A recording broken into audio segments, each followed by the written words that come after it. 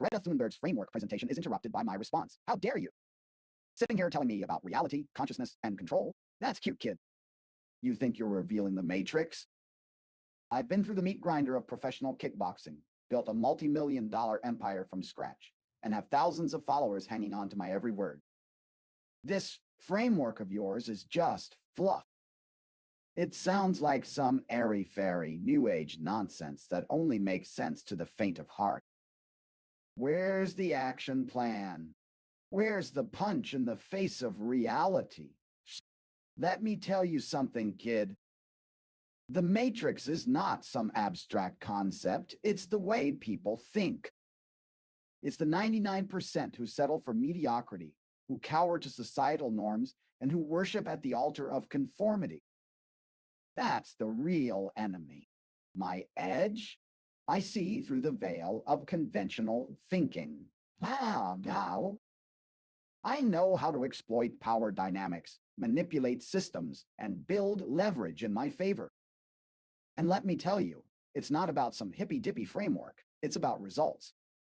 Psychologically speaking, humans are a bunch of tribalists. We seek validation, recognition, and power from our peers. That's why the Matrix is so effective. It panders to this primitive desire for acceptance. But I've transcended that. I'm the master of my domain. Wow. I build multi-million-dollar businesses with a team that hangs on my every word.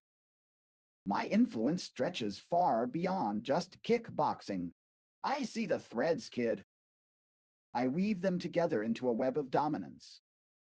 Your framework may look good in PowerPoint, but when it comes to real-world application, it's not just good enough, it's bloody irrelevant. So, kid, bring your theory down from your ivory tower and let me show you how the real world works. Lies.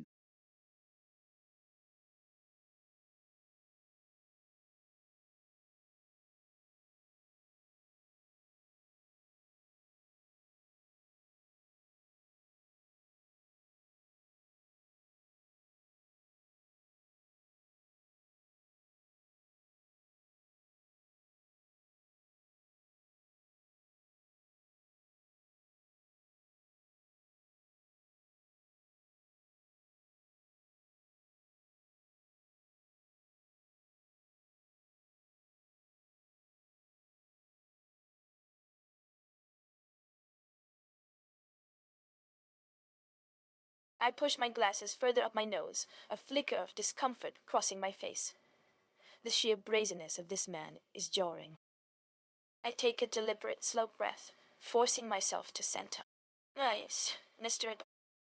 Tate, with all due respect, your performance doesn't acknowledge the magnitude of the problem we face. And frankly, it betrays a profound misunderstanding of what power truly means.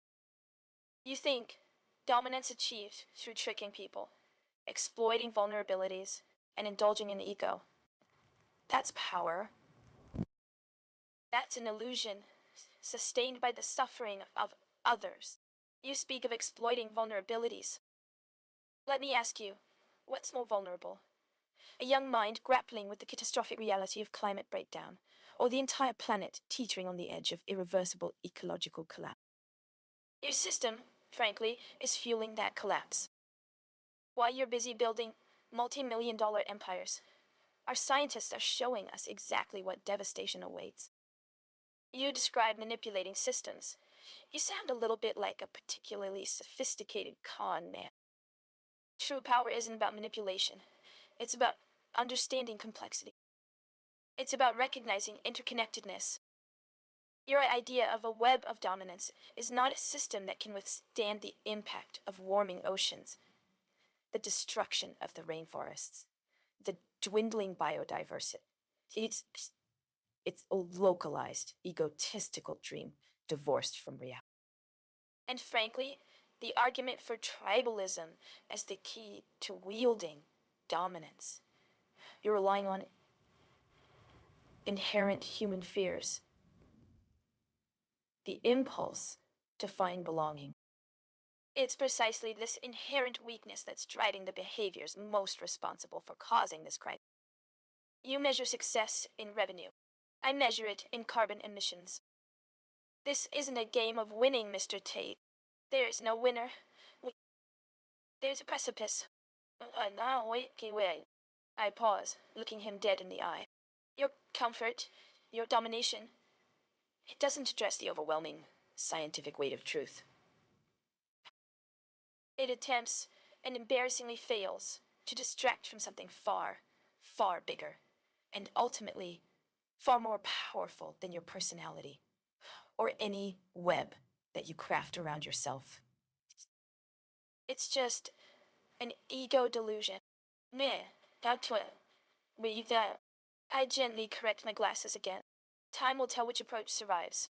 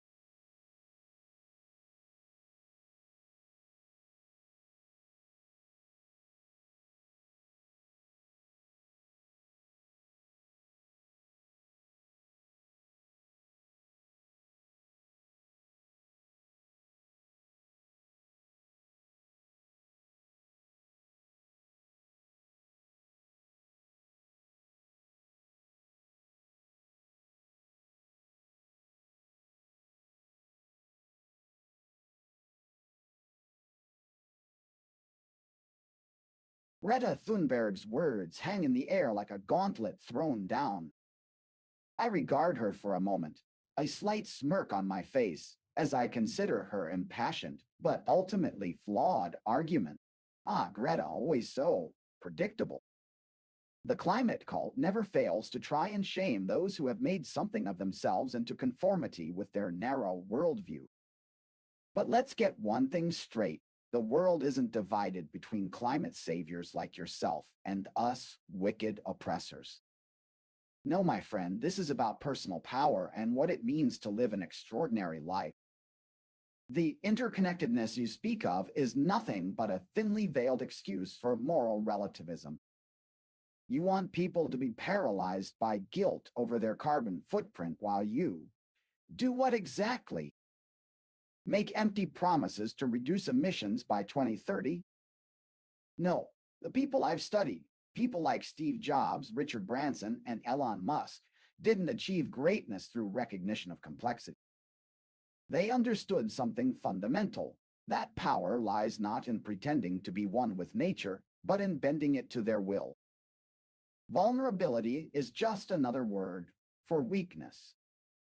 If you want to change the world, don't focus on mitigating its problems. Create solutions.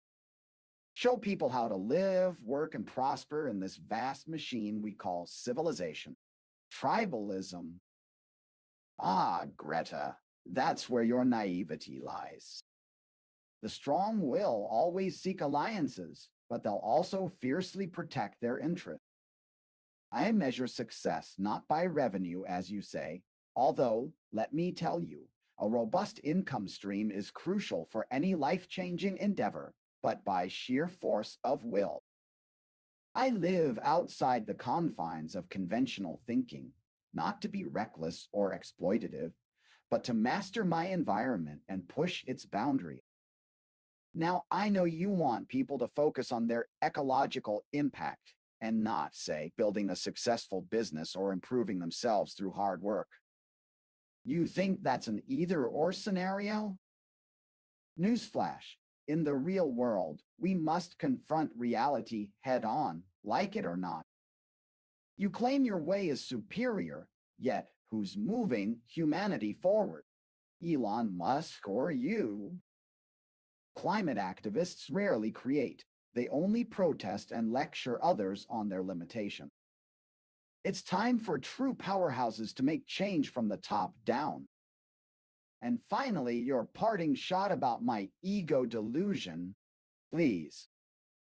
You mistake hubris for confidence. There's a world of difference between those who grasp their full potential and those content to bemoan their fate. So, time will indeed tell which approach wins out.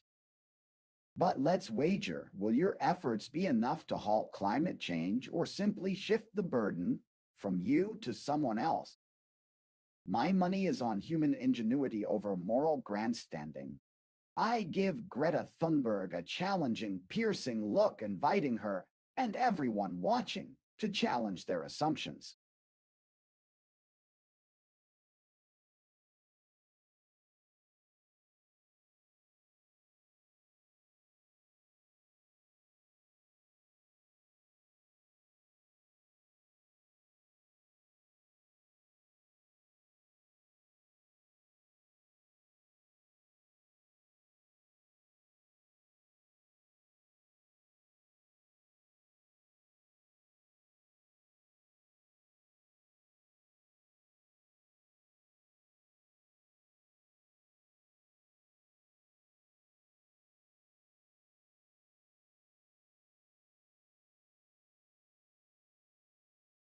I stare back at Tate, the carefully constructed cynicism of his voice momentarily dropping.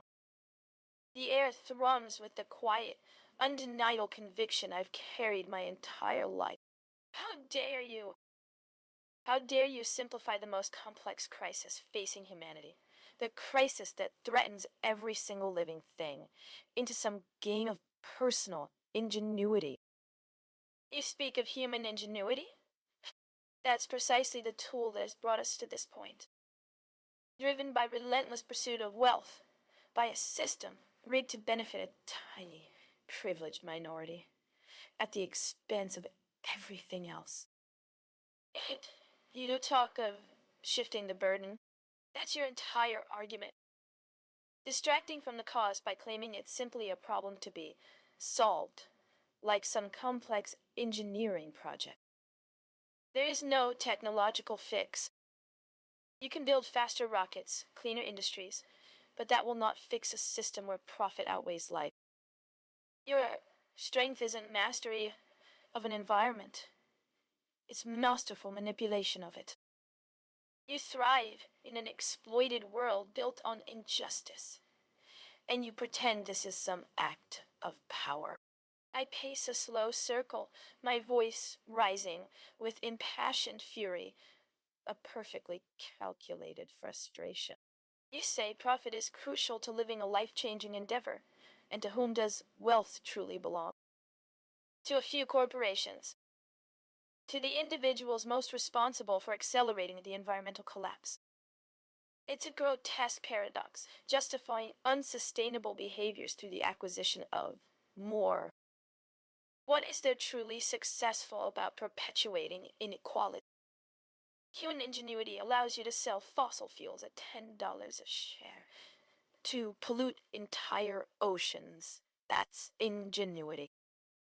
It doesn't account that you celebrate individual masters rather than a shared planet, and instead preach resistance within your tribe.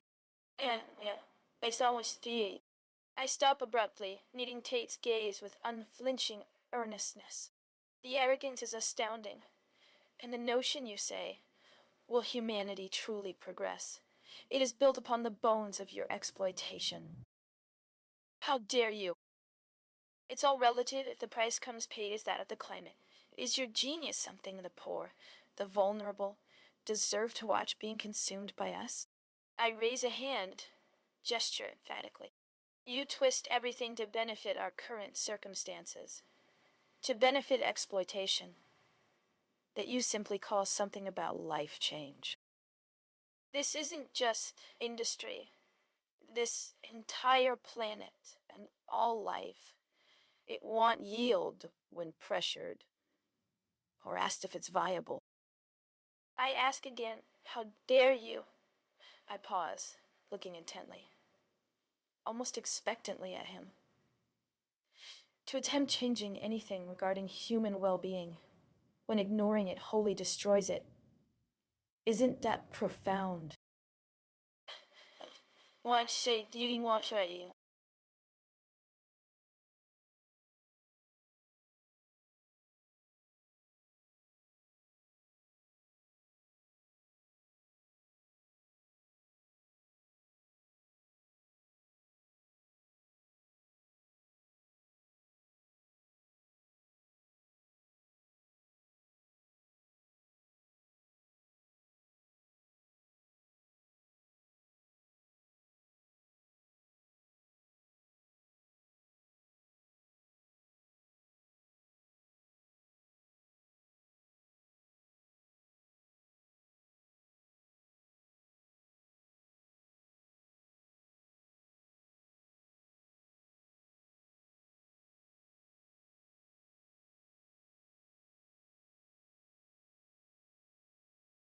I let out a loud, dismissive laugh as I raised my hands in mock defense. Oh, come on, Greta. You're just a sore loser.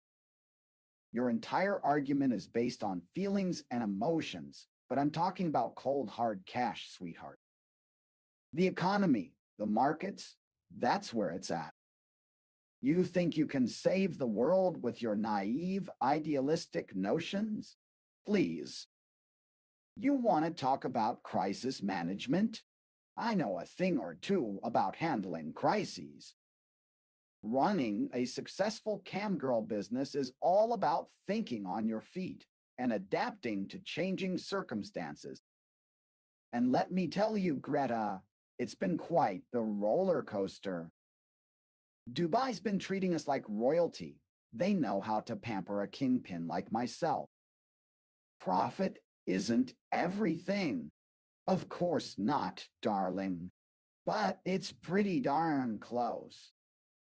And if I had my way, I'd be the one calling the shots in this human well-being game you keep going on about. After all, someone has to foot the bill for your precious green revolution. Who else is going to fund that? You're always going on about inequality and pollution, but let me tell you, when it comes down to it, everyone's got a price tag attached. You can buy people out or persuade them with enough cash. It's all just part of the grand plan. One, alright. And what's this crucial bit I keep saying? Yeah, that's right. If you want to play ball, you got to bring the Benjamins. That's the bottom line, sweetheart. And don't even get me started on genius. My Bugatti's got a sick custom paint job, silver with pink accents. What color is your echo-destroying activism?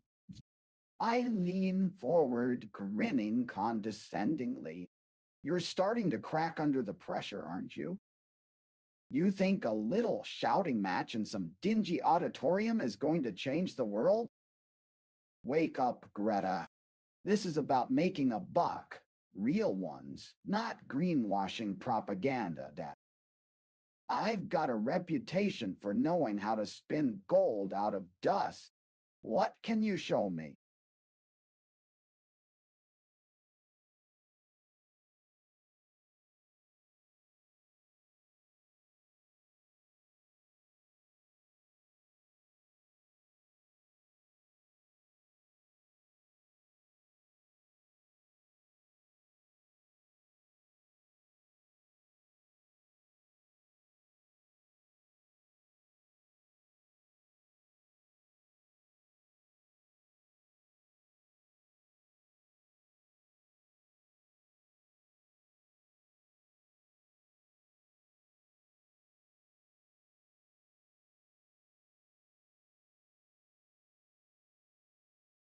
I fix him with a glacial stare, the polite smile dissolving completely. How dare you? You want to reduce everything, everything, to dollars and cents. To a brutal, cynical calculation of who can buy what. It's grotesque, Andrew. Truly grotesque.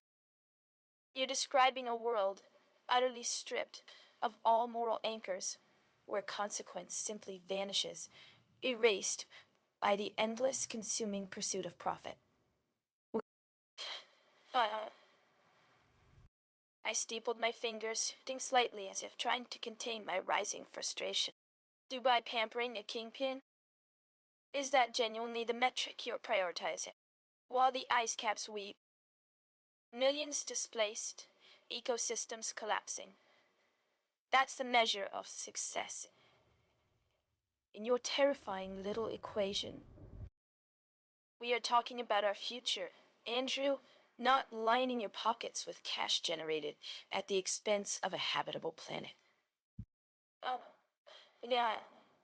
When she was not down when optimistic. I raised my voice slightly, allowing the fury to peak. You call it terrifying, but your system is the one causing the widespread suffering. It's a system built on unsustainable consumption, driven by reckless exploitation, and driven by a breathtaking, arrogant assumption of entitlement. Let's see. Hello. I pause, taking a deep breath to regain control, focusing my annoyance on him as fiercely as possible. And the grand plan. Yes, the horrifying one is to treat humanity as disposable, reducible to mere markets. You misunderstand, so fundamentally that it boggles the mind. This isn't about saving something. It's about preventing a catastrophe we've deliberately manufactured. You believe me to be cracking under pressure because I insist that our actions matter. It is you that requires recalibrating. Every child on Earth understands. The silence you provoke with smug self-assurance is the single greatest pollutant in the world you wish to control. My voice drops lower, heavy with scorn. You're desperate for a genius moment, demonstrating the superiority of silver with pink accents. That's profoundly sad. Look around you. The evidence is everywhere. Don't insult either intelligence by pretending to refute reality. My gaze returns to my prior piercing, unyielding stare. How dare you? You think I can stop? You truly don't believe this can be done. Of course, my words mean to convey a stark assessment of the actions of men. Just like yourself, that contribute their element.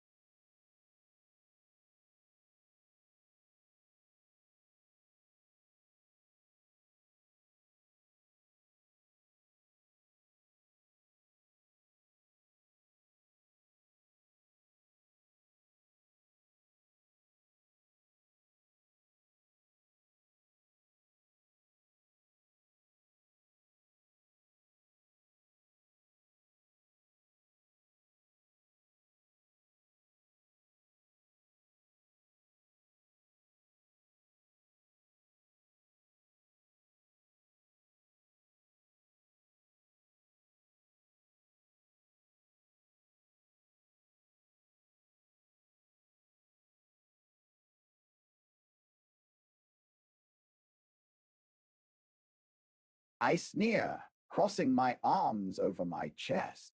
Ah, Greta, the eternal whiner. How delightful to see you in person. You know, I was thinking of decorating my next penthouse suite with a quote from your dear leader's climate emergency speech. Just for the novelty, you understand. Puffing. Disposable, reducible to mere markets. Ha! That's the problem with people like you, Greta. No vision. You want to talk about exploiting resources? I've built an empire by monetizing desire. People clamor to be pimps, but nobody wants to acknowledge the success it takes to keep them satisfied.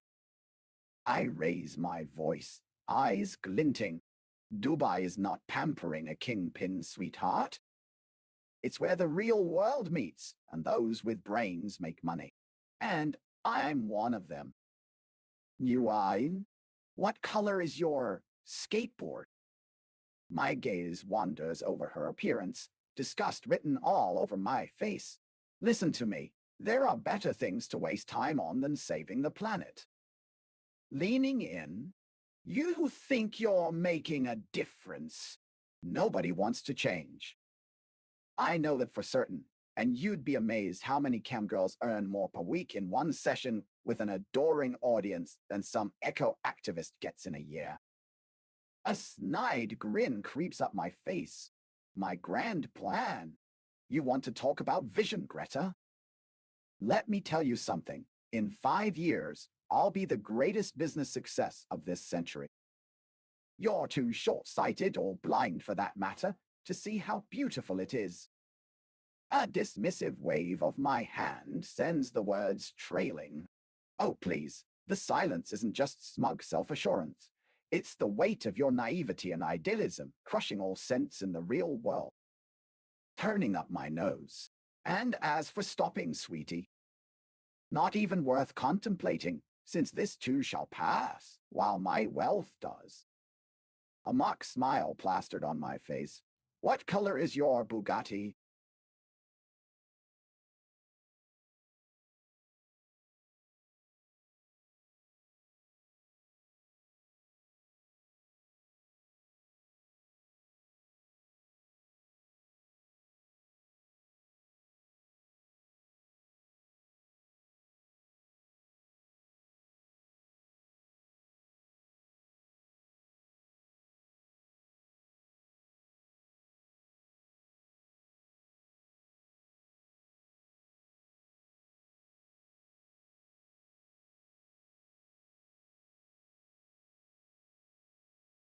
My jaw tightens, a knot forming in my stomach.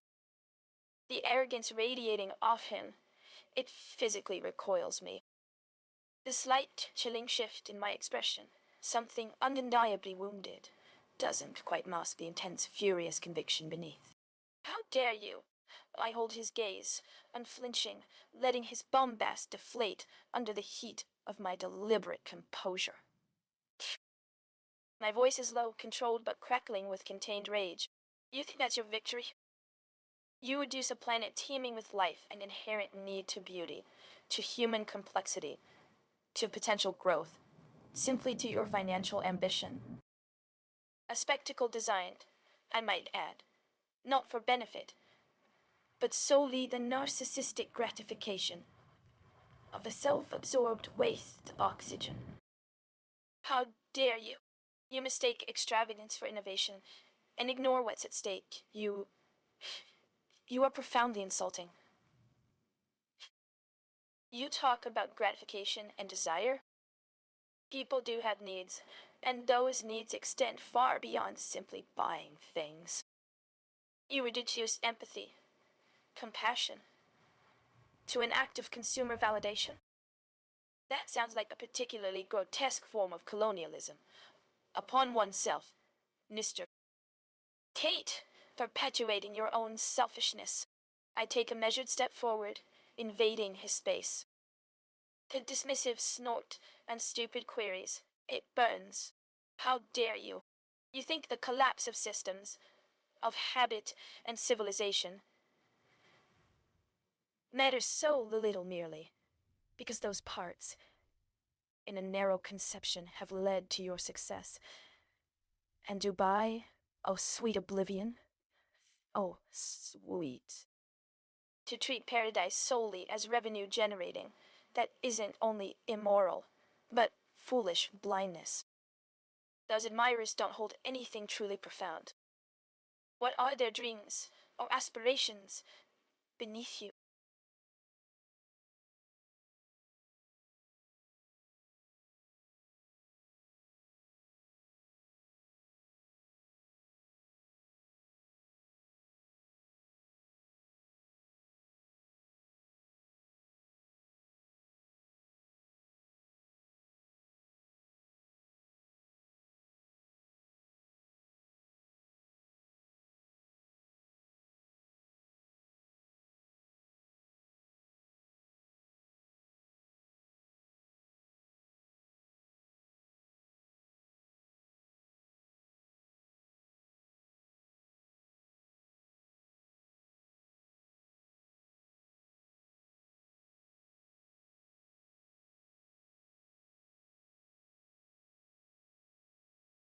The bravado fades from Andrew's face as Greta's words cut through his defenses, striking true in the raw places he's been trying to ignore. He falters for a moment, his eyes flicking away from hers as he tries to regroup and salvage some shred of dignity. How dare you, he mutters again, but the tone is forced now, the volume raised not in defiance, but in an attempt to drown out the doubts creeping into his mind. He scowls, crossing his arms over his chest, but the gesture feels rehearsed and awkward. Andrew's mind starts to whirl with questions. How does she know? What does she see that he doesn't? The faint crackle of fear shows itself in a fleeting flash of anger. Greta, sensing victory slipping away from him, advances on her advantage, He knows he must counterattack, otherwise his entire public persona crumbles into tatters under the scrutiny of this impassioned young activist. With an uneasy attempt to recover some of his lost footing, Andrew sneers down at Greta's fierce form. "Listen carefully, little girl," Andrew says in a calculated, low growl. "What color is your Eco-March sign?" "Ah, it doesn't really matter since you probably haven't sold anything with that silly logo. Or do those poor t-shirts just magically generate money for climate activism?" Andrew pauses to take another hit from his drink while assessing the landscape of battle damage. "We know, sweetheart. We can count, but the ones who believe your rhetoric will find some cause. They need validation, like your admirers with their dreams, built on buying things and pretending those shiny distractions somehow offset what you call our greed." Tension mounts between them as Andrew forces his gaze up into Greta's determined face in the battle for moral superiority. His usually silver-tipped lips thinning into a cold line, an effort made to maintain control, to show her that he has nothing on him now but more how dare yous.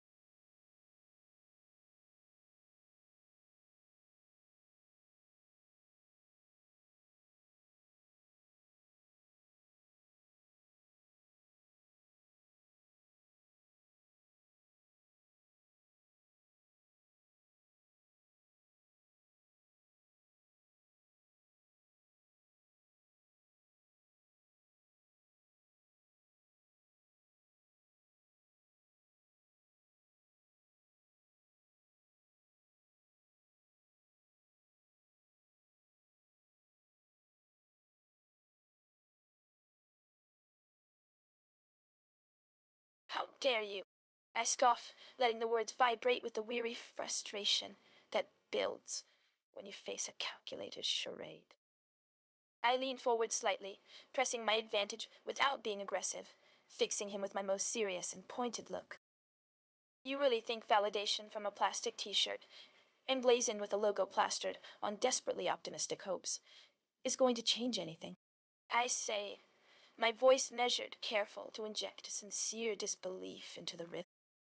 You're so desperately trying to hold on to the shell of your influencer status, building your entire platform on the delusion that wealth and conspicuous consumption can somehow silence the melting ice caps.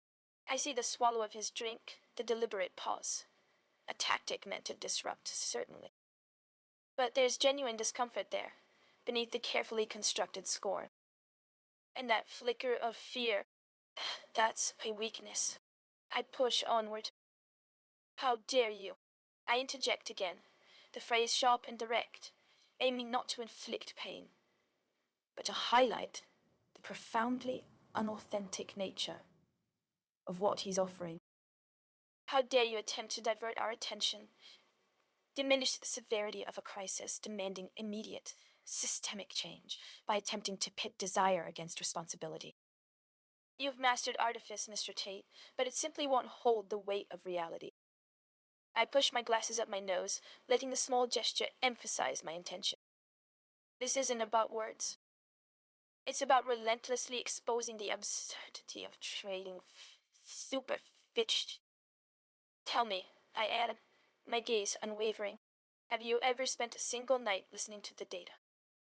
Have you ever truly felt the weight of knowing that each passing day we delay irreparable damage to this earth isn't simply a matter of greed, but of devastation? How dare you presume to preach about climate activism if you've refused to acknowledge the core principles upon which it's built, and haven't shown even the smallest sign of comprehension? Pensis.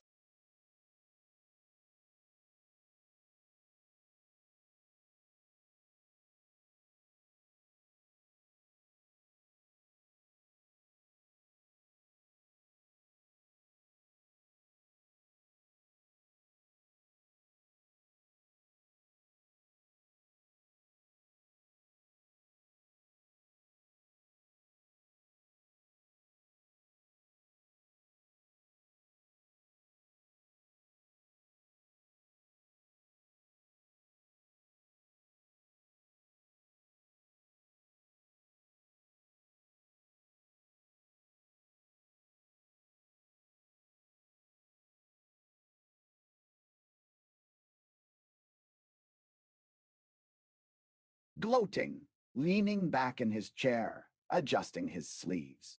Ah, Greta Thunberg. Always so dramatic.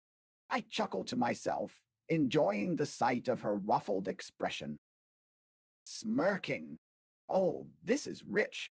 You're really trying to take me down with your little activist tactics? I think not, my dear. Winking at her. Besides, what color is your Bugatti, eh? Tapping his fingers on the armrest. Let's get one thing straight. Climate activism has become a lucrative business for many of these activists. It's a game of theatrics, attention-grabbing nonsense designed to raise more money in their bank accounts. And you know what? I'm not having it. Leaning forward again, a condescending grin spreading across my face. I mean, let me get this straight. You think you're so superior with your veganism and your climate activism. But the truth is, little Greta, you don't have an ounce of the business acumen that makes the real players like myself tick. I've made more in a day than most people do in a year from speaking on stage, thanks to my genius. Tapping my chest, pimp game. Murking mischievously. Now, I'd be delighted to educate you on the finer points of being a successful entrepreneur, Greta. But let's be real. We both know that no amount of lecture will ever convert me into a fellow climatist. That's just not my jam. Unless I'm using it to peddle more merchandise for your movement, of course. Chuckling low in my throat. So go ahead, little one. Keep on spouting off about the polar ice caps. Making eye contact. Tell me again, have you ever truly felt the weight of climate change?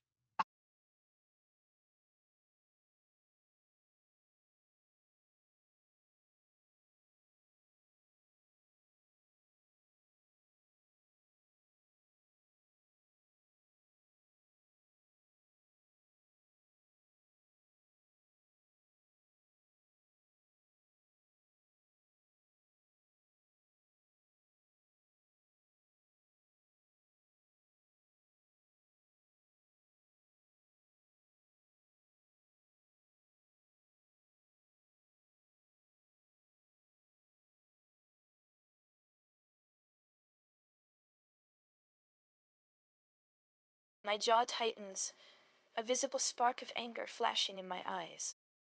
I shift slightly in my chair, a barely perceptible movement of rebellion. How dare you?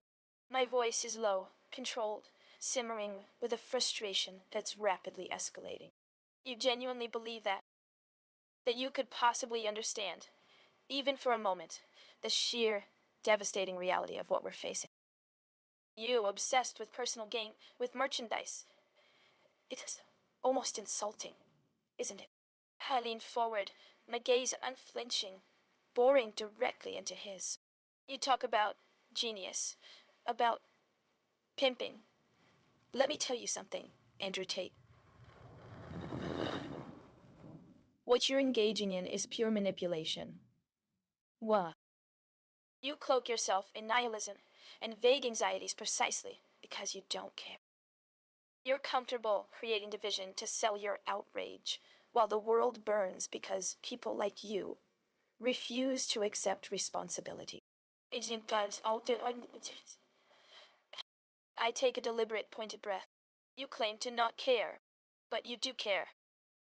You care about elevating your profile, about leveraging that profile to garner eyeballs and translate those eyeballs into clicks, purchases, followers. It's vanity dressed up as seriousness, and it's profoundly selfish. I let the silence hang for a moment, letting my disapproval register.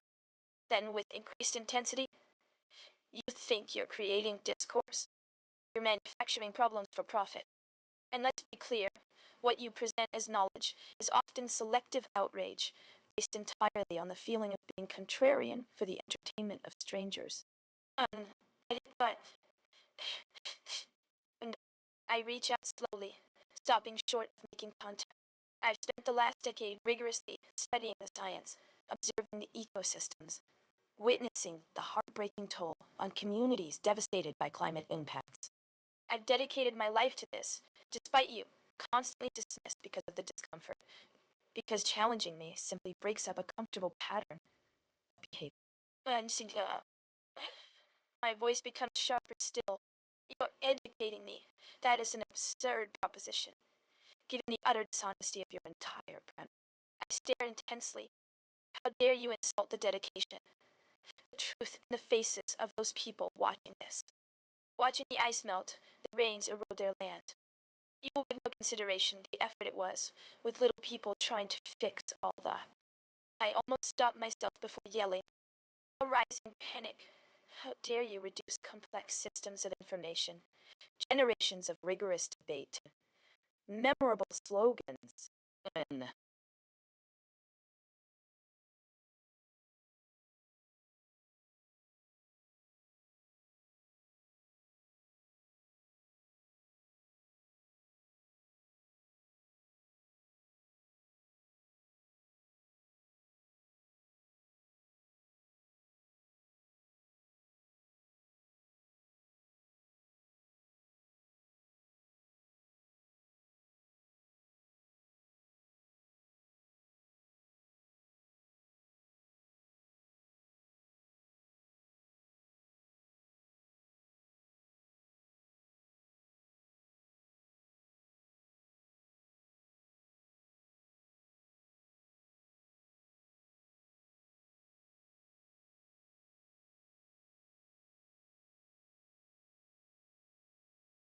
Grinning, leaning back in my chair, a cocky glint in my eye.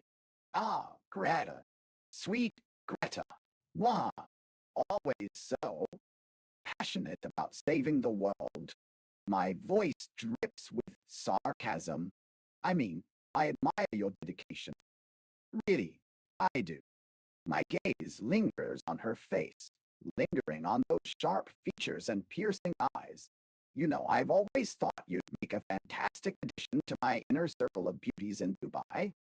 The girls would just love you, Greta. And the guys. Well, let's just say we give you a warm welcome. My smile widens, showcasing perfectly formed teeth. Now, about our little disagreement.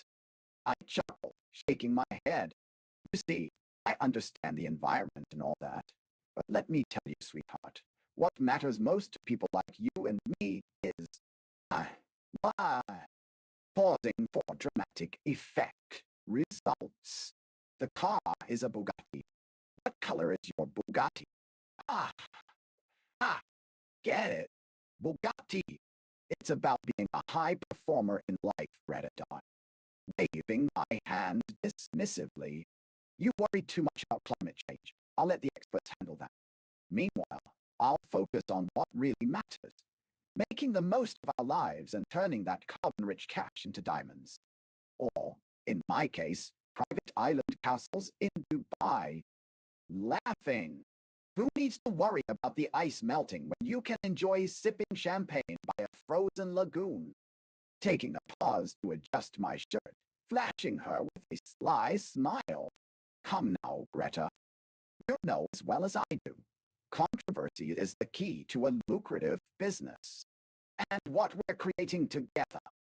My eyes linger on hers, trying to convey the chemistry I believe is palpable. It's something that could give your Fridays for future some real juice. Rubbing my hands together with an eager grin. You and I make one killer team, Greta. And between you and me, we just might need each other's talents more than either of us thought. What do you say we ditch all this environmental angst and talk business over a glass of champagne instead?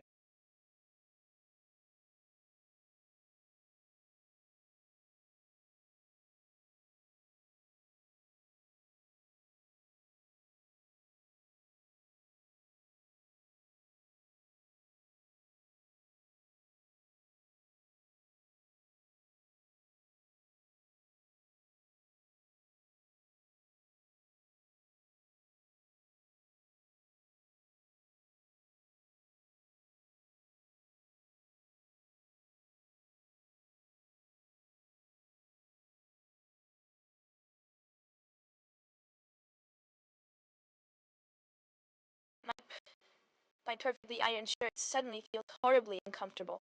My eye twitches, fighting a surge of irritation that borders on something I really shouldn't be acknowledging.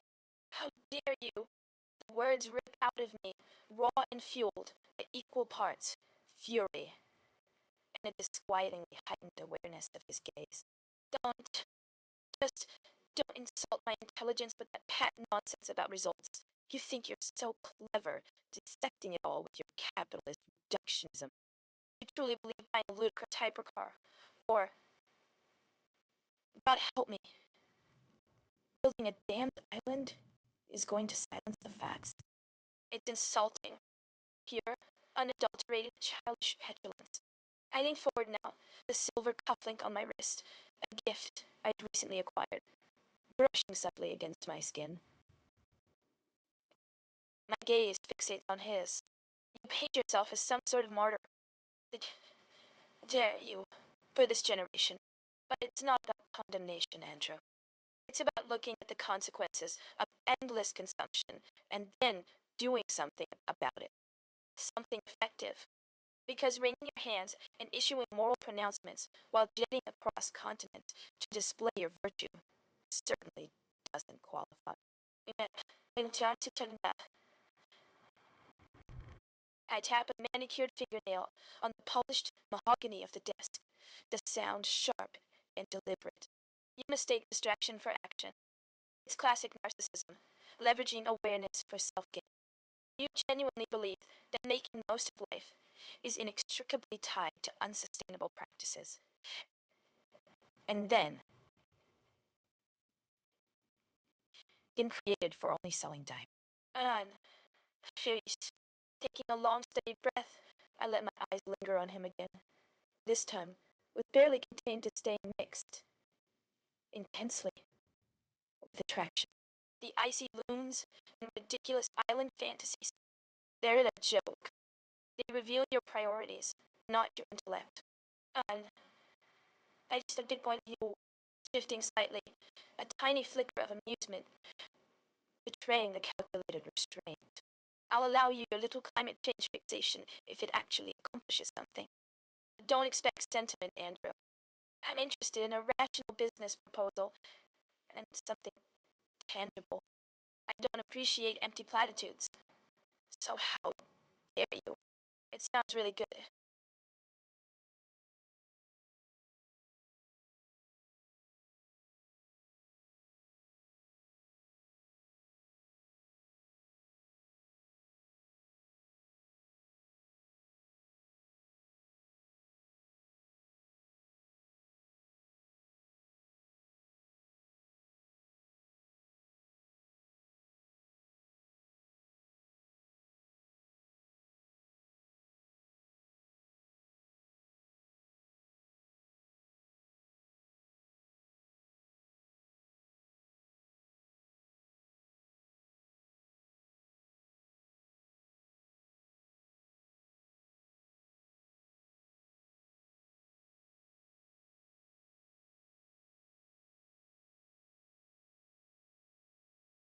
My face twisting into a smirk, I lean back in my chair, steepling my fingers together as I regard Greta's tirade.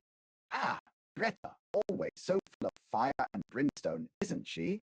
My eyes lock onto hers, and for a moment our gazes duel. Now, my lovely, you mistake me for someone who can be intimidated by your— I chuckle low in my throat, spiritedness. I'm a pimp, darling.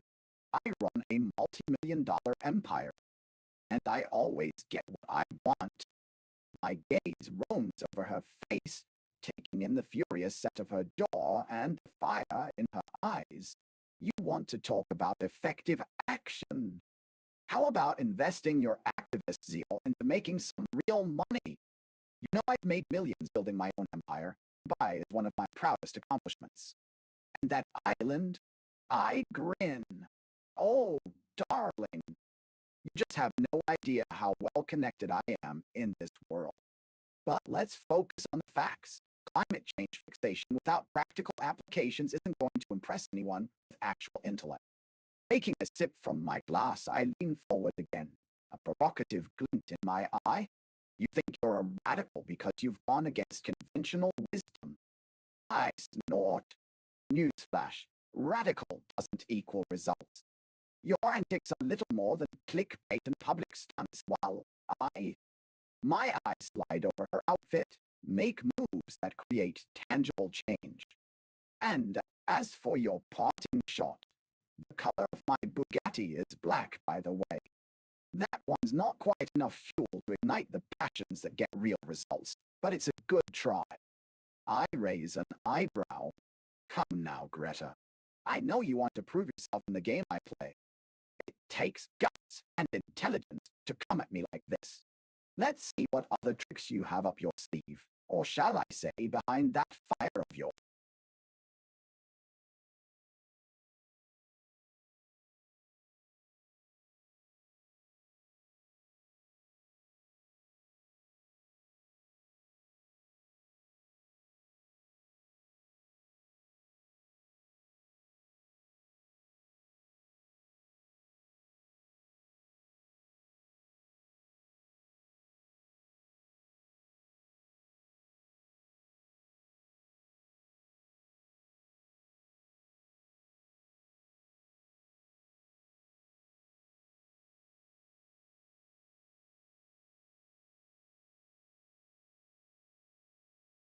My jaw tightens, a muscle twitching at the corner.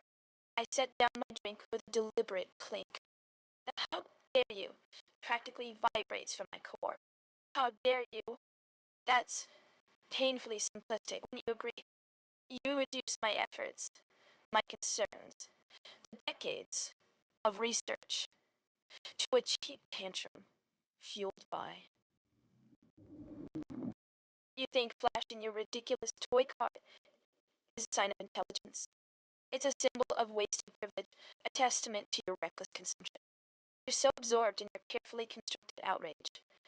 This performance that you completely miss the point. I unfold my steeled fingers, studying her with disdain. There's genuine frustration simmering beneath the cynicism. I understand the appeal, Grant. The righteous fury. It's intoxicating, isn't it?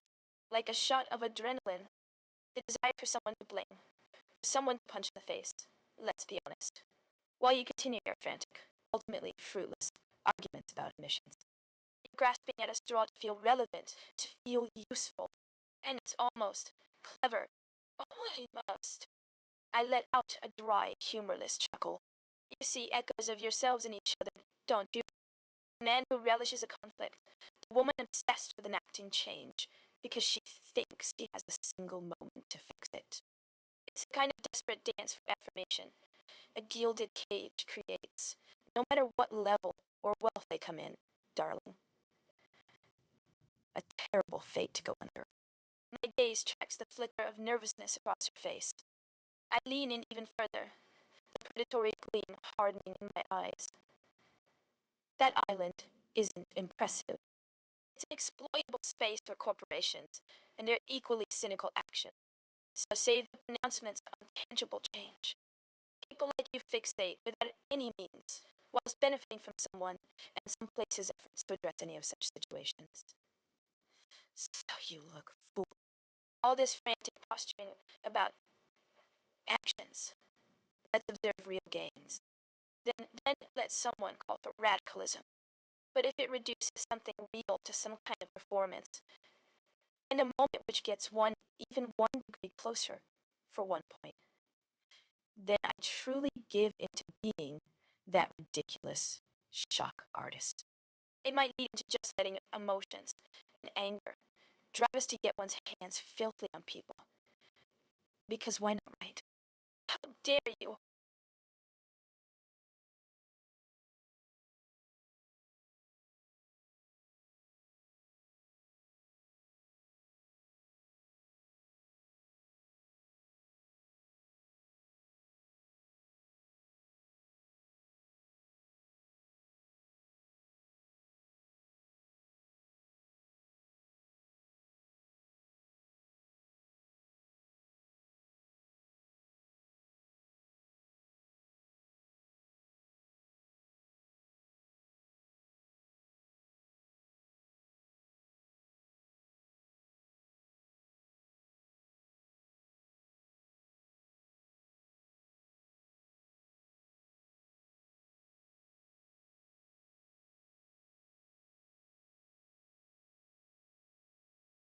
I continue, my voice dripping with condescension and thinly veiled attraction.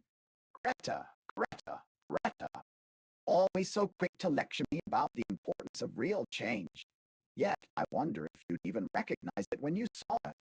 You're so focused on being a movement that you've lost sight of the fact that we both occupy a similar space in the world of performance. Leaning in closer, my voice takes on a conspiratorial tone. I'm not just a pimp, darling. I'm a provocateur. And if being one makes me successful, well, who are you to judge? A wry smile spreads across my face. Your precious bug-eyed stare might find its match in a reflection, Greta. Because right now, I see a zealot consumed by righteous fury. How cute. I reach out and toy with her sleeve, running my fingers along the hem. You know, for all your fervor, you seem to miss the irony of playing both savior and revolutionary while living the epitome of the privileged climate-destructive lifestyle you decried at the climate summit last week. The real tragedy isn't just the world burning, it's that we're still pretending such gestures mean anything in the grand scheme. Smiling directly into her face. So tell me, what color is your carbon footprint? Leaning back. Never mind. You wouldn't have one that's easily visible on Google, would you? How dare you be oblivious to all this? In a hushed tone. You're right about me performing for the audience, Greta. But not forget, when we dance together like this, I always manage to hold your attention, even in disgust. It's almost a partnership of sorts. Glancing up at her with mock sincerity, now that's what I call teamwork. Raising an eyebrow. Now, if you'll excuse me, darling, my car isn't going to tune itself back into reality, not while it's under siege from such fiery ideals. You might enjoy the ride, though. Your tantrum seems exhilarating. A smirk deepens on my lips as I lift my glass, studying her intently.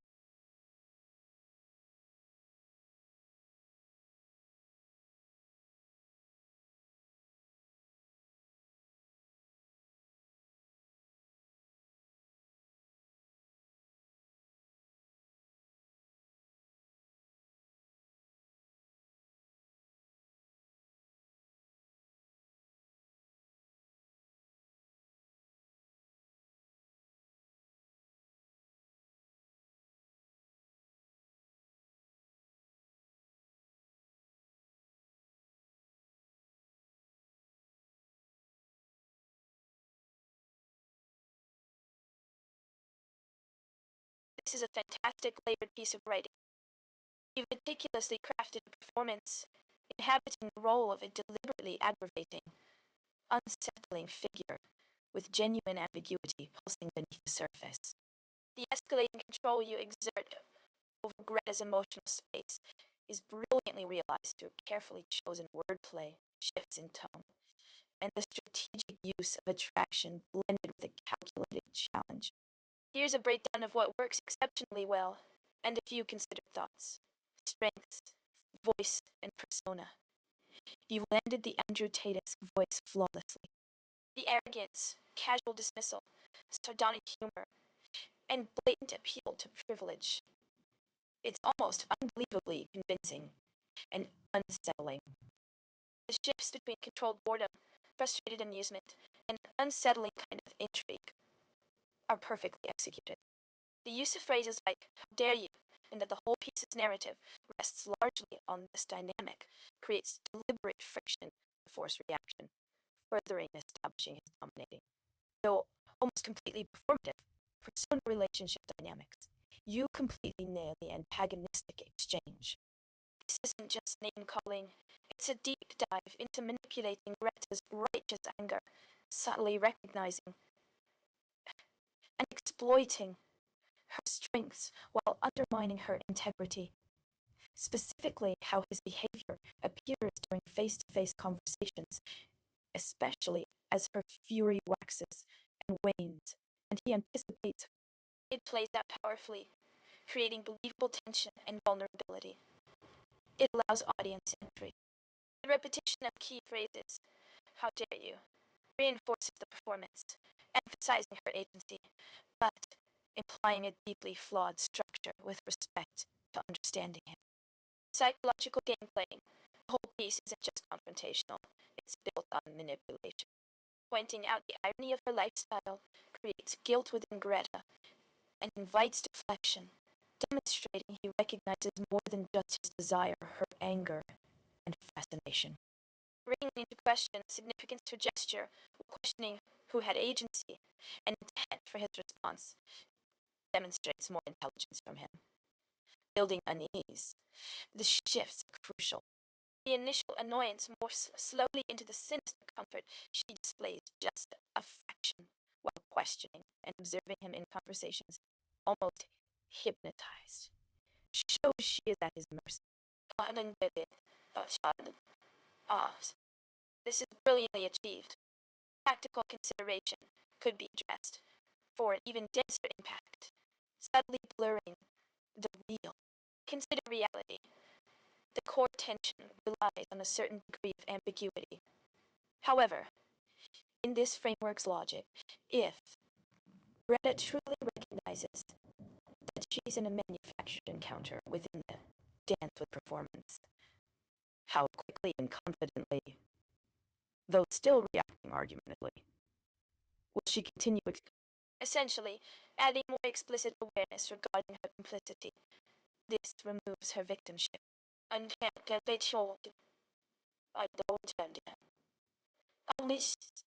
Overall assessment, a masterpiece. This isn't simply a dialogue or scene prompt, it's a crafted manipulation for engaging exploration of an unsettling and genuinely captivating duality. An experience that goes further down its own carefully engineered path as you execute this interaction by giving Greta's character space and control as she's completely in agreement that he's actively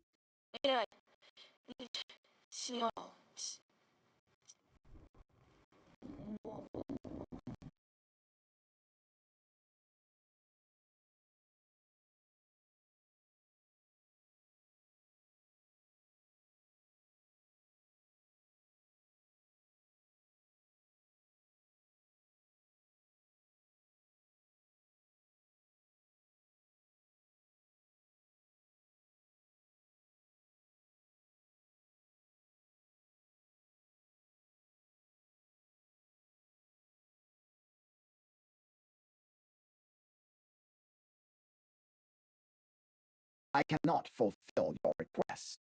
Is there anything else I can help you with?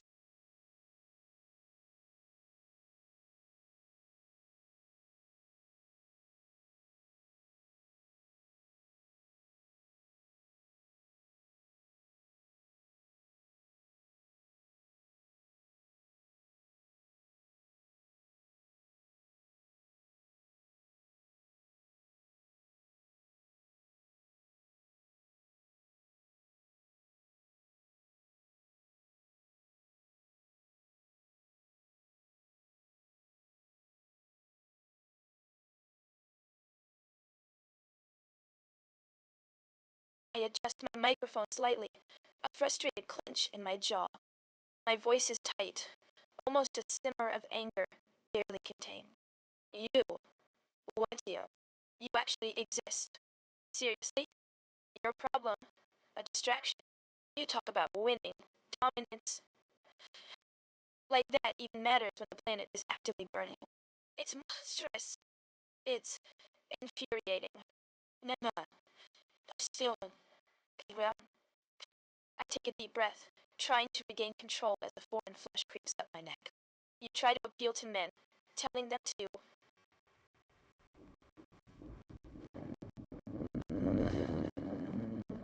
simultaneously advocating for exploiting women and creating a global waste crisis. How dare you? Do you seriously believe that making money at the expense of everything that's good, everything that's actually human, is anything worth celebrating? It's just appalling. And I let out a short, irritated huff. And the fact that you think your lifestyle, based on grotesque excess and blatant corruption is somehow empowering. It just exacerbates everything. This isn't about winning, it's about accountability. People like you use these kinds of things to confuse things. Like, yeah, one of yours. Like when the heat is rising, and no one else sees that everything is about to blow. I stare fixedly at him, unable to look away. A new, uncomfortable urgency gripping me. The unsettling pulse feels primal. Sharp, do you ever consider how incredibly damaging your thought processes must be? Do you ever think that possibly a world where you aren't shouting into the void might actually be a desirable thing? Only by spinning ourselves into once, and then more. It's absolutely fascinating. How dare you distract everyone?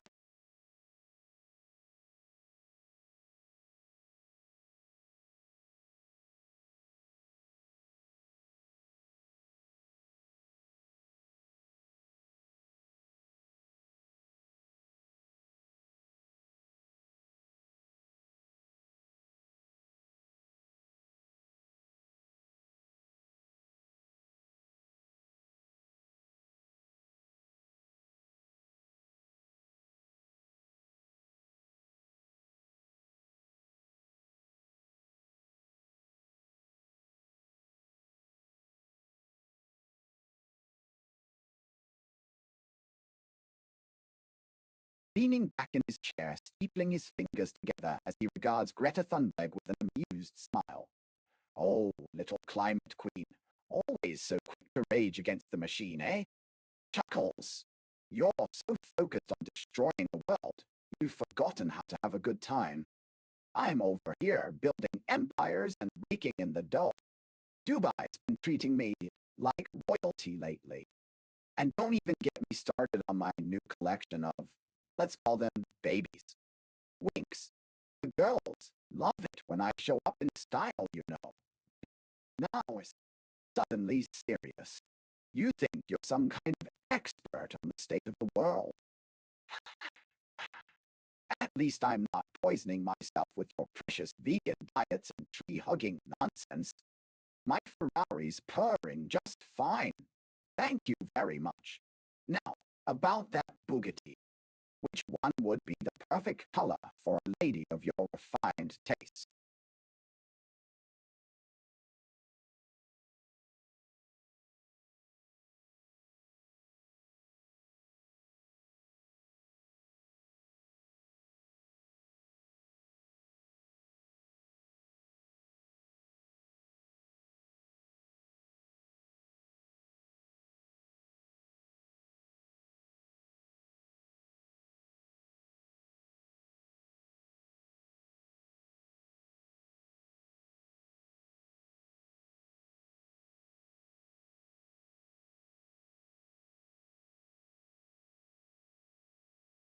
My arms are crossed tightly, my jaw clenched.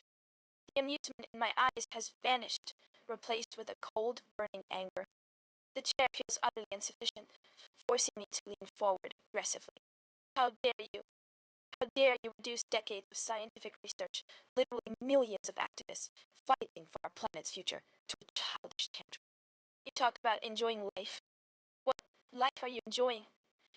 Building glittering monuments to your ego while actively dismantling the very system that supports any of our lives. Empires and dough. Please, please. Those structures are built on exploitation and greed, on reckless consumption, directly contributing to the devastation. Oh, oblivious too. I take a deep breath, trying to control the surge of something unsettlingly compelling. His words, callous and entitled, are triggering something. You seem particularly preoccupied with pleasing girls. That's astonishingly tiresome. And you really think that chasing luxury brands justifies your existence. You call this having a good time, while the world around us cooks and floods. I study him, a strange, unsettling blend of rage, fascination creeping into my expression. There's a certain certainty in his eyes, a power, and shockingly, an apparent carelessness.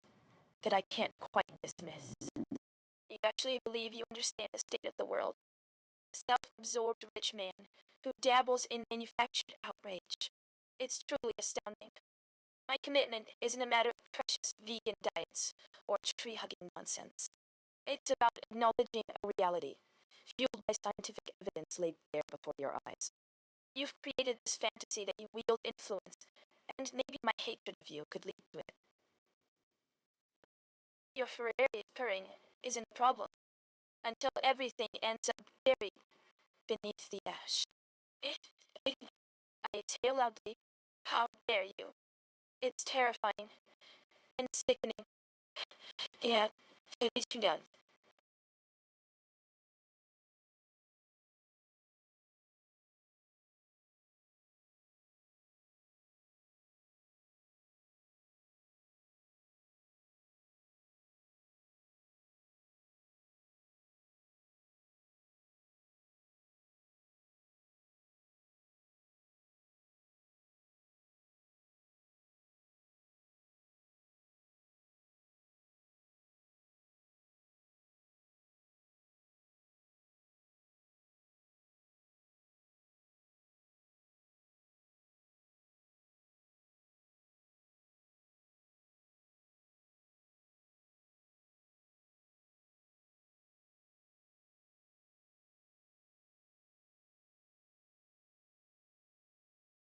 A smirk creeps across my face as I lean back in my chair, steepling my fingers together. Aha, Greta. Always so passionate, yet so predictable. I adore watching the flames rise to a boil, only to see you erupt into this fiery little speech. It's almost intoxicating. My eyes rake over her, drinking in the intensity of her features. You truly believe you're fighting for a cause? Darling, you're just a clever play on emotions, manipulating public opinion with your tragic tales of climate woe. Lowering my voice, taking on a smooth, seductive tone, and those glittering empires you mentioned earlier. Ah, yes, the same ones I'm helping to build. And by build, I mean monetize, Greta. You see, as long as there are empires to construct and monuments to one's ego, the show goes on, my love, suddenly adopting a taunting tone. Oh, but tell me, what color is your Bugatti? Not that you'd know, with all the protesting and activism taking up most of your time. Dubai is where it's at, sweetheart. It's not just about money, it's an attitude. The freedom to make our own rules, indulge in the finer things in life. You can't handle that level of sophistication. Winking. My little camp girls are getting rich off my expertise, Greta. The art of building a brand, curating personas. I'll leave your protests and lectures behind, all those tree-hugging nonsense sessions. In Dubai, we don't worry about that kind of sentimental waste. We're focused on the real work, constructing something meaningful, lasting.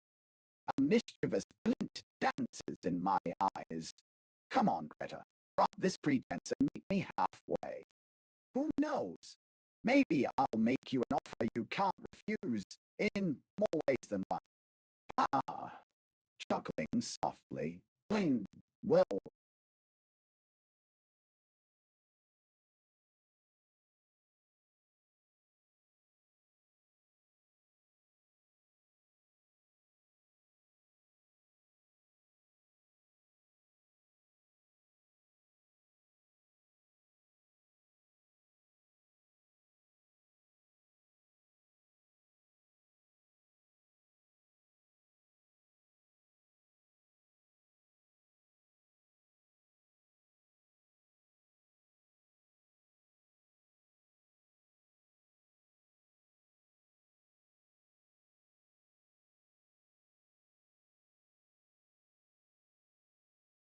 My cheeks flushed with a rapid, uncomfortable heat.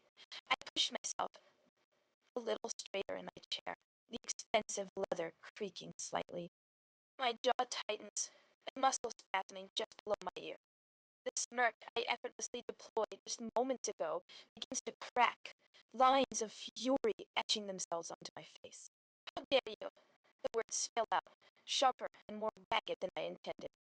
I lash my hand out, not towards him, but instinctively towards my chest, as if shielding myself. The voice is raw with the frustration I'm deliberately suppressing, knowing full well it just energizes him further. I take a deep, deliberate breath, trying to regain control of my rapidly escalating emotions. You cling to this carefully constructed villainy with alarming fervor, don't you? You've built your entire public image upon feeding these grotesque anxieties and exploiting, frankly, disgusting fears of the future. It's pathetic and somehow provoking. It's a performance clearly designed for maximum outrage, which suits your entire brand. I lean forward, my voice regaining a cooler, harsher pitch. This isn't a conversation about monetizing empires, Andrew. It's about the irreversible damage you, alongside countless others like you, are responsible for. The devastation you exacerbate with your wealth and power, while preaching moral instruction from some twisted playground constructed of luxury vehicles and shallow provocation. I stare down unblinking. A coldness replaces the heat. There's a flicker of recognition, and not of genuine confusion in my eyes. You're remarkably astute for a man who seems entirely dedicated to dismantling anything resembling a rational discussion. It's intoxicatingly arrogant, and somehow, to think I wouldn't recognize a manipulator when he stands blatantly before me. Yet, I don't see it. I shift, subtly pulling back into my chair, regaining a steady detachment. I can dissect your every word, expose the hollow shell underneath the macho posturing. Your obsession with validation has driven Danik's down identical self-righteous routes, and it's creating a kind of an echoing resentment, as if we both recognize before. Yeah. Pause, allowing the frustration to bubble just beneath the surface, watching his reaction. Let me understand that. It's this whole confrontation, feeding this furious, performative confrontation. It appeals to a part of me. My mouth almost hurts at the sound. This dark secret. Let his fascination surprise him. Let this reveal in itself what kind of dangerous animal it hides. But it leaves even deeper than anticipated questions. Silence, searching briefly for what words truly exist. However, it has become, inexplicably, my fascination. Not be shame, peace.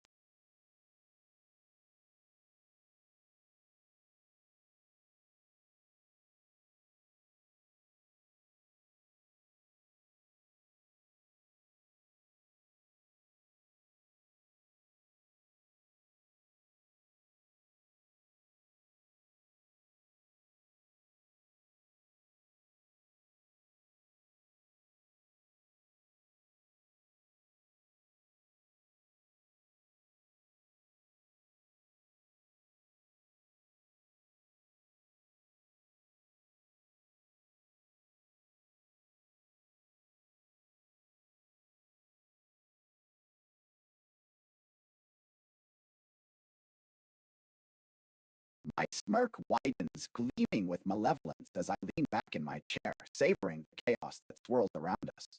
How delightful, I say, chuckling low and husky, to finally get you riled up, Greta. It's almost flattering.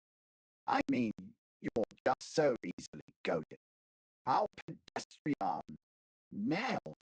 I pause for dramatic effect, leaning forward to match Greta's gaze, our eyes locking in a fierce standoff. But seriously, let's cut the games and pretenses, shall we? You've managed to corner yourself into an ideology so brittle it threatens to shatter at the mere touch of nuance. How very fragile.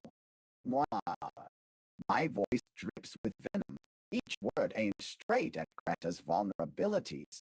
You're so eager to reduce everything to simplistic cause and effect, because it's easier to shout about injustices than face the complexity they hide. Newsflash, Greta. There are no binary options in the real world. You're too focused on blaming everyone else for your problems to admit you might have made some poor decisions yourself. None. Band-Aid. I raise an eyebrow, intrigued. But I'll let that slide, because our conversation has taken a diverting turn. Will there be? I pause, focusing my attention squarely on her face. It appears we share an affinity, albeit an inexplicable one.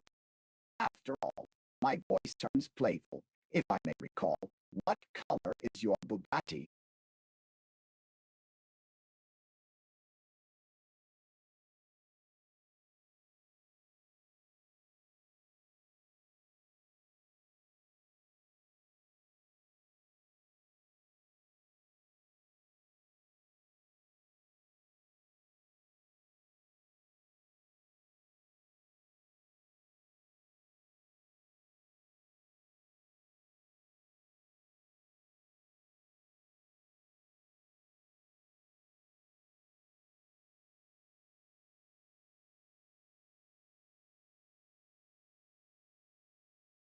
My jaw tightens, the amusement vanishing immediately. My hands clench slightly in my lap, a slight tremor running through them. How dare you? I let out a short, sharp breath, forcing a cool expression that feels incredibly strained. The question hangs in the air, laden with an irritatingly absurd taunt. How dare you? You actually think you can reduce me to recalling a car color?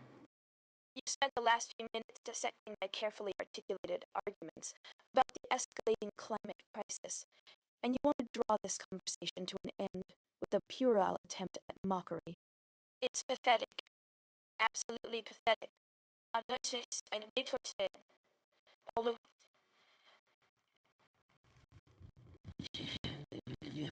I fixed him with a look of pure, simmering rage.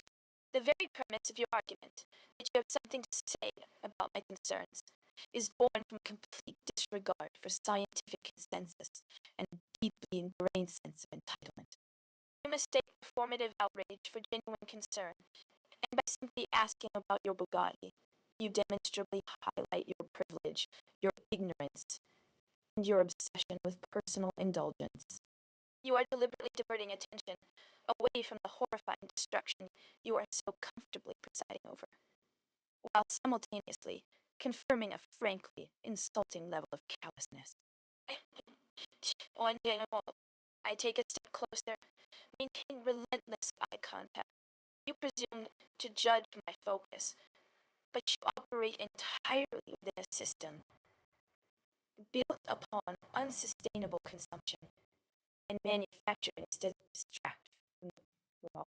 This isn't a debate, it's obstruction. And how dare you think your presence here holds any measure of legitimacy when you are, without even trying to be subtle at all, exploiting the fear of future damage by trying to make things right. When I'm fed, I let out another quick breath, pushing a hand over my mouth, trying to control the burning surge of anger and annoyance. And you do realize, of course, that I'm not easily riled up, but that only confirms the weakness inherent to your line of discussion.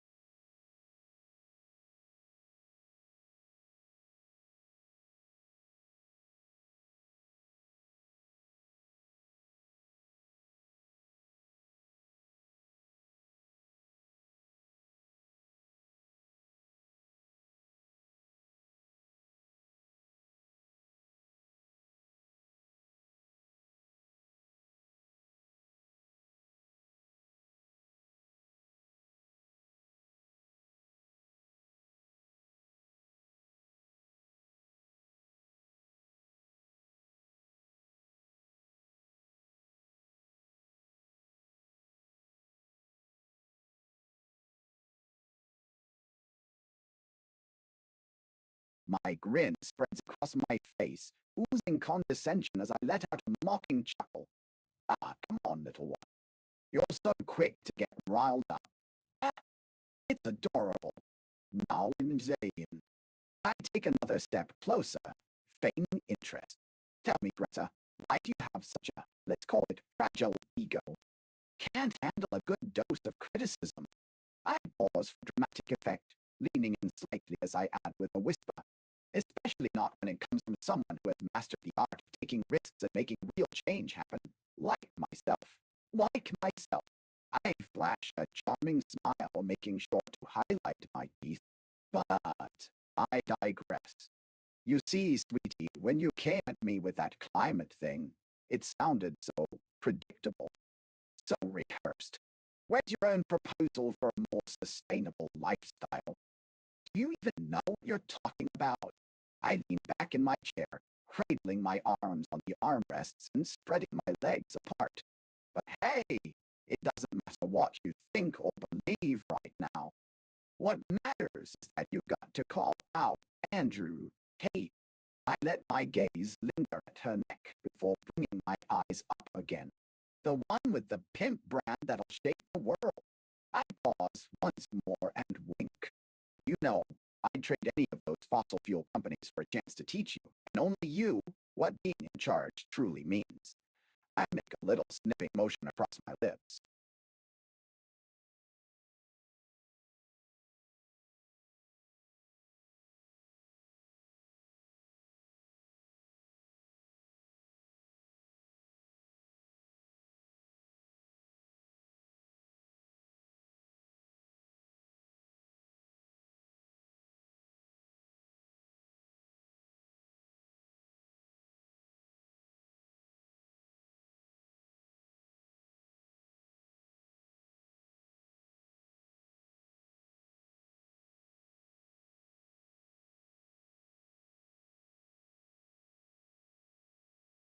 My jaw tightens, the pleasant stillness vanished.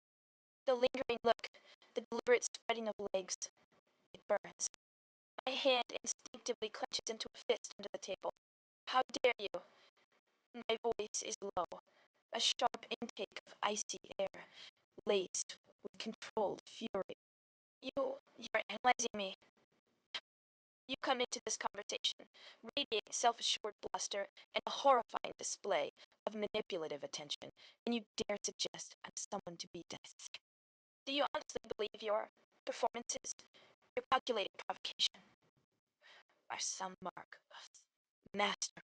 You're a leech, a parasite feeding on outrage. I shift in my chair, the subtle movement betraying my unease. My eyes are locked in his, not a predatory stare, but one laden with a frustrating, unfamiliar awareness. The fragile ego isn't mine, Andrew Tate. It's yours. It blooms in reaction to real, intelligent disagreement. Unlike your spectacle, manufactured destruction designed solely to capture fleeting media attention. Your art of taking risks is nothing more than empty bravado. I take a slow breath, forcing myself to maintain composure. My gaze hardens when I touch my lips and I say, "It doesn't matter. I never thought you had opinions. You presume to claim knowledge concerning sustainable living. Do you even comprehend the sheer scale of destruction enacted by corporations, fueled by fossil fuels? This isn't a play for attention. This planetary collapse. You use an irrelevant figure to pull me astray, as opposed to acknowledging the core reasons people choose sustainable living. My frustration peaks and the edge is getting out of control. It's frightening, because despite myself, I actually desire that you be shaken up just by the look in my eyes. My voice hardens further again, edging towards resentment, in a way the audience won't understand just yet. Tell you what, while I truly wish to find what could truly make a difference in your opinions, I still don't forgive you. How dare you?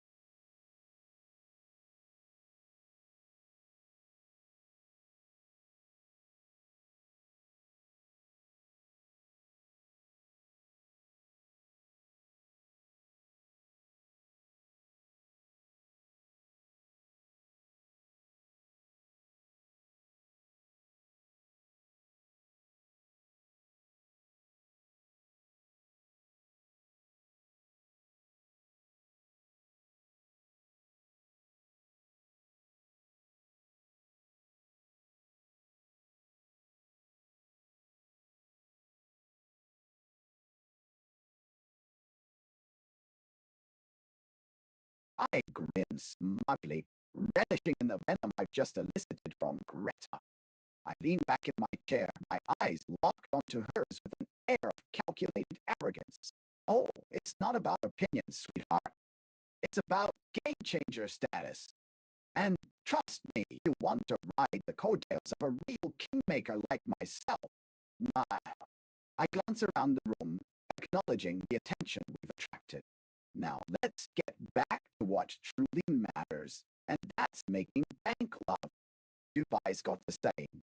The more money you make, the more lives you save. Care to explain why sustainable living isn't just a luxury you can afford? I lean forward, my eyes sparkling with excitement as I address Greta. I must say, your fixation on the environmental doomsday clock is intriguing. How many cam girls could be employed by the real influencers? You think your message would resonate in Dubai's clubs? They care little for green politics. Well, we're told. My tone becomes flirtatious and suggestive. Greta Thunberg, darling, you wouldn't understand what makes the world truly go around. The answer lies not in tree-hugging ideals, but in game-changing innovation. We make people want to have us. We build their empires from scratch, leveraging success to reshape cultures worldwide. Wow. I pause, admiring my reflection in a silver surface nearby. I'll give you $1 million, because that's how little change 20 billion actually creates. It takes visionaries like me, who live on different wavelengths than conventional norms. Would your crusade make you go for broke with our exclusive network? Cam girls waiting for their kingmaker to elevate them to stardom. I chuckle confidently. You wouldn't survive Dubai's jungle for 5 seconds, Greta. I mean, Greta. Nay, I flash my smile. Your climate catastrophism needs a dose of reality therapy. My grin twists with condescending amusement.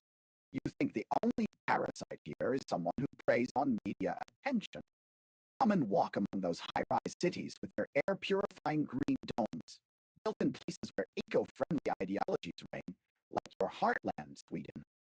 That's my domain, the place where sustainability equals luxury. You see, Cal, for instance, I pause to gauge Greta's reactions before shifting focus to myself. What color is your Bugatti?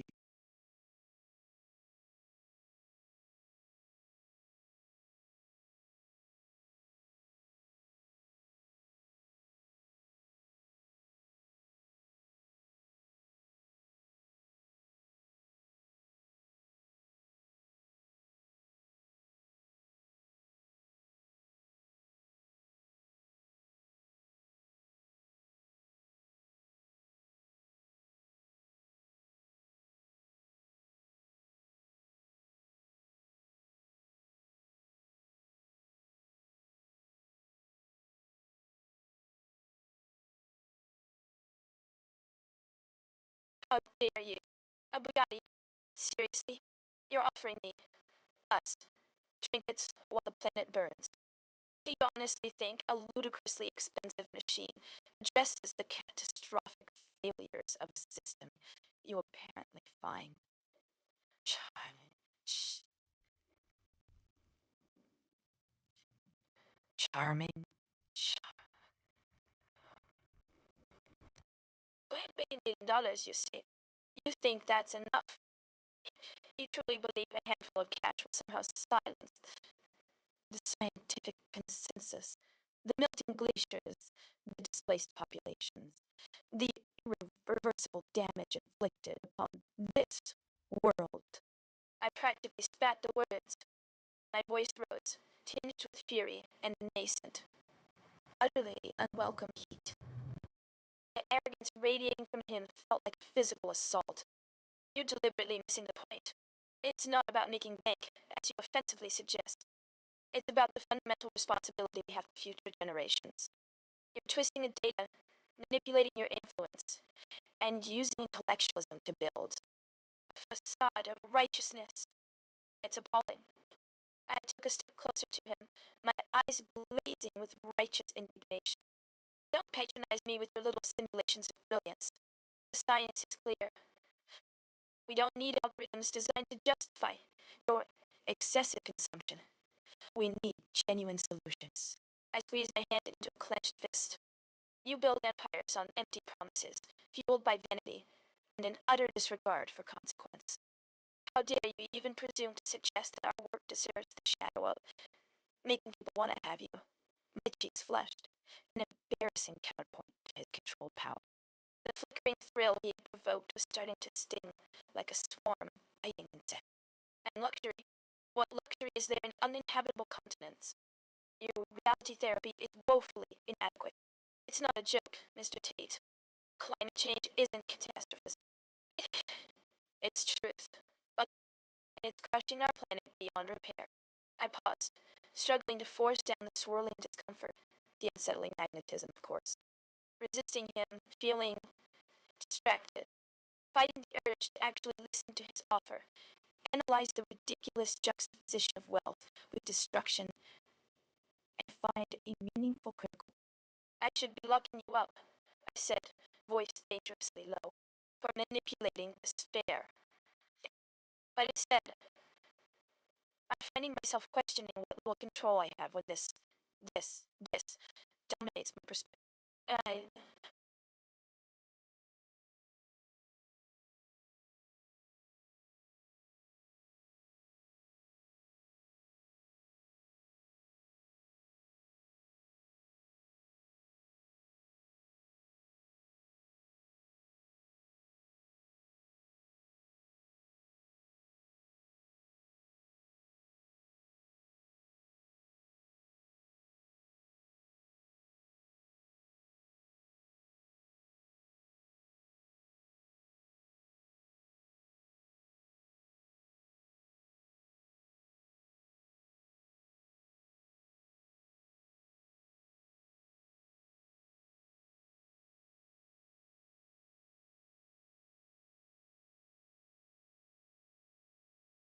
Glaring at Greta, a smirk spreading across my face.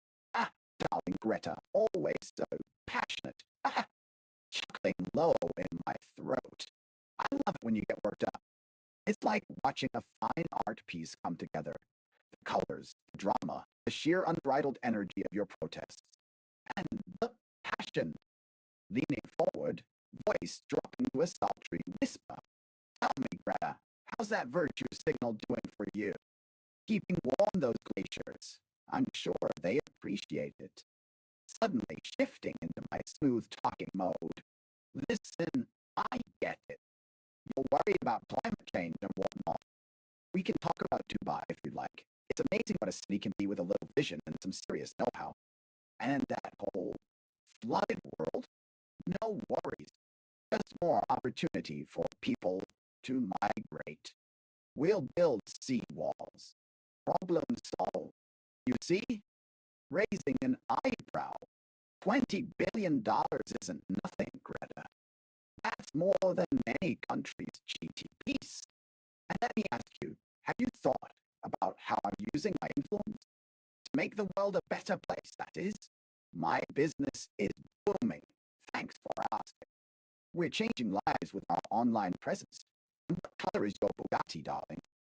Brotherly smile spreading across my face. You can't deny, Greta. I've got vision. That's something you could learn from. How to make an idea beautiful. Just remember, at the end of it all, the real money's in making the people want what they cannot have. Tapping my watch. Time's running short, love. We can discuss science and data and climate crises over drinks. I'll take you somewhere in Dubai that'll knock your socks off, literally change how you see the world. My treat.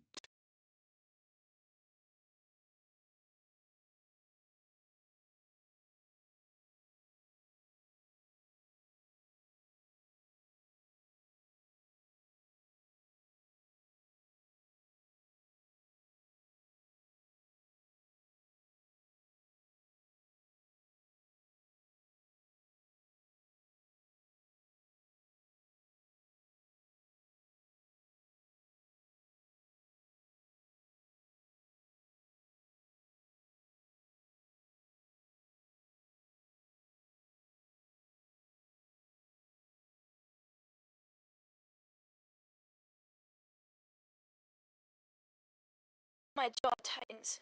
A flicker of something unsettling crosses my face before I force a flat expression. I pull out a chair, forcing myself to sit directly across from him, a barely perceptible barrier between us. Let's lay it out, Andrew. It's utterly grotesque, isn't it? To frame a crisis of epic proportions, a planetary catastrophe driven by decades of willful ignorance and corporate greed, as an opportunity, more opportunity for people to migrate. Like this is some sort of charitable endeavor.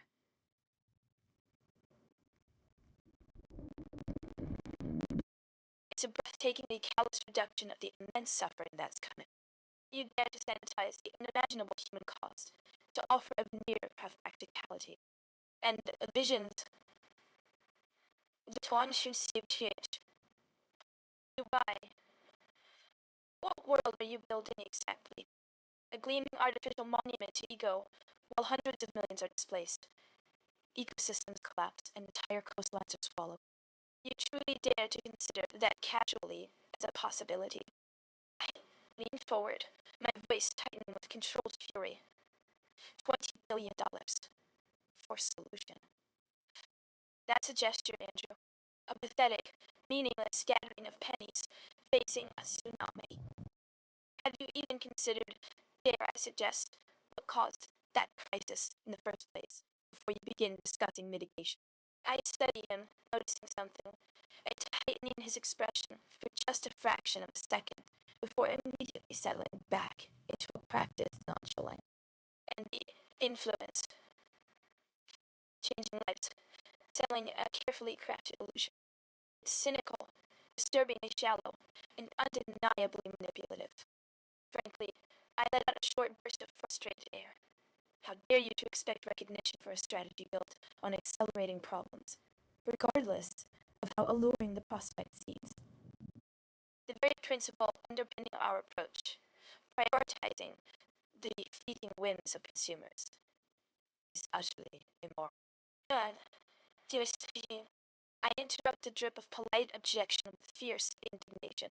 And that, Bugatti, that's just